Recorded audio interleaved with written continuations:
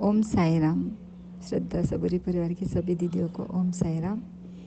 मैं आज आपसे बाबा की एक लीला शेयर करने जा रही हूँ, जो बहुत पहले करनी चाहिए थी, लेकिन तब शायद महसूस नहीं कर पाई। और अब जब मैंने महसूस किया तो आपके साथ ये बाबा की लीला शेयर कर रही हूँ।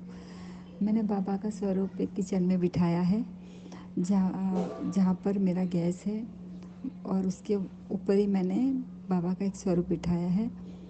तो किचन में तो बहुत सारे काम होते हैं, हम जैसे तड़का लगाते हैं, खाना बनाते हैं, छोंक लगाते हैं, मतलब तलते हैं, बहुत सारे हम मतलब किचन में सारे काम होते हैं। तो बाबा का स्वरूप है ना, हमेशा वो चिकट चिकट हो जाया करता था। तो मैं फिर ना उनको साफ़ किया करती थी। कैसे होता है कि जैसे ब्रश ले लिया, उससे मैं उनको ऐसे कांटे से या मतलब ऐसे साफ़ किया करती थी, क्योंकि वो बहुत चिकट हो जाया करता था। तो हमेशा मन में ऐसा रहता था कि बाबा के स्वरूप को ऐसे रगड़ना मुझे अच्छा नहीं लगता। ऐसे चिकट बाबा हो जाते हैं, और उनको चिकट रखना भी मुझे पसंद, चिप भी रखूँ तो अच्छा नहीं लगता।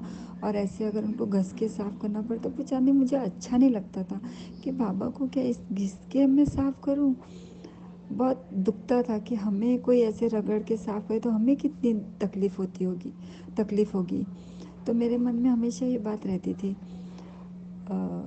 लेकिन जब से श्रद्धा सबूर परिवार से जुड़ी, तब इतना ध्यान नहीं दिया। लेकिन अब है ना, वो एक बोलते हैं ना, हम चीज़ों को अगर ध्यान देने लगे तो पता चलता है वो जो बाबा का स्वरूप है उसको। जैसे दीदी ने बताया कि बाबा को हम ऐसे स्नान कराते, तब से जब मैं वो स्नान कराने लगी बाबा को, उनको अच्छी तरह से वस्त्र पहना के उनको विराजमान करने लगी, तो उनके वस्त्र तक उनको पहनाती हूँ, वो भी चिकट नहीं होते। उनके ऊपर भी तेल की जो छौंक लगती है वो करती है, वो भी चिकट नहीं होते। मतलब इतना, अब बाबा का मतलब बाबा जैसे वहाँ पर विराजमान हो गए हैं, और बाबा की वो सूरत इतनी खिलती है ना, वो बाबा मेरे अभी इतने चमक रहे हैं ना, एकदम साफ़ हो गए हैं और ऐसे चमकते। तो पहले तो कितने काले काले चिक चिक हो जाते थे, उनको साफ़ करना पड़ता था रगड़ के। अब वो इतने अच्छे दिखते हैं, मतलब उनको मैं खाली हल्के से पानी से ही उनको साफ़ कर देती हूँ, और कभी कभार अभिषेक कर देती हूँ उनका। मतलब अभिषेक करवा के ऐसे नहलाती हूँ गुरुवार के दिन, और नॉर्मल दिन पे तो पानी से ही नहला देती हूँ। तो मतलब हफ्ते में एक ही बार समझो उनको मैं नहलाती हूँ। तो लेकिन बाबा की जो अब का जो स्वरूप है ना, इतना सुंदर है। अब जरा भी बाबा की स्वरूप पे चिकनाहट होती नहीं है, ना कि उनके कपड़े अभी चिकट होते हैं। मतलब इतने सुंदर है ना बाबा, इतने अच्छे दिखते, इतने साफ सुथरे। पता नहीं क्यों, समझ नहीं आता। ये मैंने अब जाकर महसूस किया। एक्चुअली पहले महसूस नहीं किया, शायद बाबा की मर्जी होगी कि अब तुम मुझे देखो। अब मैंने उनको इतने बारीकी से जब देखा, तब पता चला कि ये बाबा ने बहुत अच्छी लीला की है। तो ये सब आपके साथ मुझे शेयर करने का मतलब बाबा की लीला ये आज जो मैंने महसूस की, वो आप सब लोग के साथ शेयर कर रही हूँ। और मैं आपको पिक भी डाल रही हूँ बाबा की, तो आप वो भी देख लीजिए।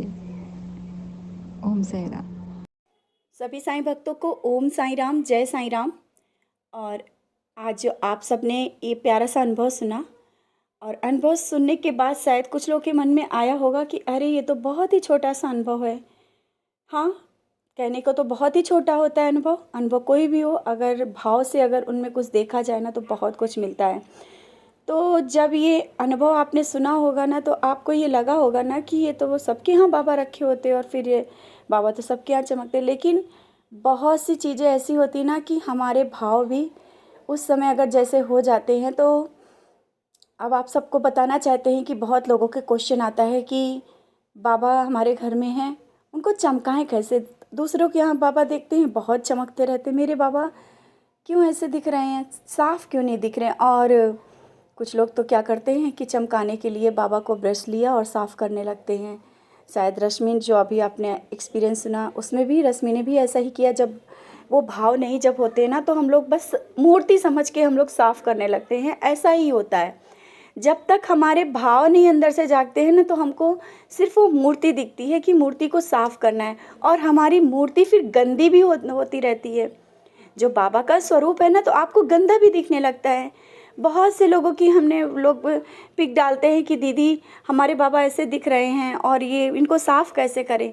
तो आप सबसे सिर्फ इतना ही कहना है, बाबा को सिर्फ भाव से स्नान कराओ, दूध से, शहद से थर्सडे थर्सडे स्नान करो। और हम लोग कैसे शैम्पू साबुन से स्नान करते हैं, बाबा स्वयं साक्षात विराजित हैं, तो शैम्पू से भी अच्छा शैम्पू लेकर के बाबा को स्नान कराओ।